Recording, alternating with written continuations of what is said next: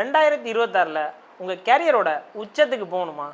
மற்ற எல்லாருமே வேலை போயிடுமோன்ற பயத்தில் இருக்கும் பொழுது நீங்கள் மட்டும் லேக்ஸில் ஏர்ன் பண்ணுற மாதிரி ஒரு 5 குவாலிட்டி சொல்கிறேன். இதை மட்டும் வளர்த்துக்குங்க. இதுதான் இந்த வருஷத்தோட சக்ஸஸ் ஃபார்முலா.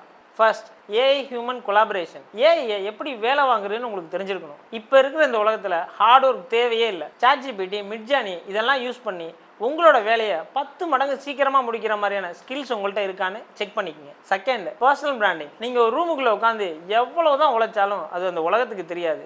ஸோ நீங்கள் எதை பண்ணாலும் லிங்க்டின்லேயோ சோஷியல் மீடியாலேயோ அதை ப்ரொஜெக்ட் பண்ணிகிட்டே இருங்க. ஏன்னா 2026ல் பர்சனல் பிராண்டிங் தான் உங்களோட விசிட்டிங் கார்டு, ரெஸ்யூம் எல்லாமே. Third, meta learning. இப்போ இருக்கிற காலகட்டத்தில் எல்லாத்தையும் சீக்கிரமாக கற்றுக்கிற குணம் உங்களுக்கு தேவை. ஏன்னா எல்லாமே சீக்கிரமாக அவுடேட் ஆயிடுது.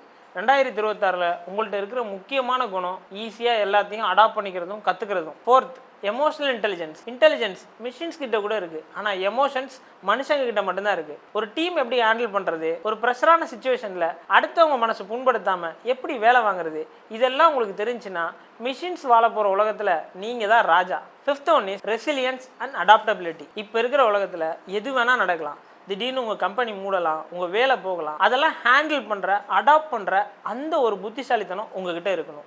எந்த சூழ்நிலையும் சமாளிக்க தெரிஞ்ச ஒருத்தரை எந்த காலத்துலேயும் யாராலையும் ஜெயிக்க முடியாது. இந்த 5 குவாலிட்டியில் உங்கள்கிட்ட எது இருக்குது, எது இல்லை. உங்களோட கேரியரை சயின்டிஃபிக்காக அப்ரோச் பண்ணி க்ரோ பண்ணணுன்னா க்ரோத்துன்னு எனக்கு கமெண்ட் பண்ணுங்கள். நானே உங்களுக்கு ஒரு பர்சனல் கைடு அனுப்பிச்சி வைக்கிறேன்.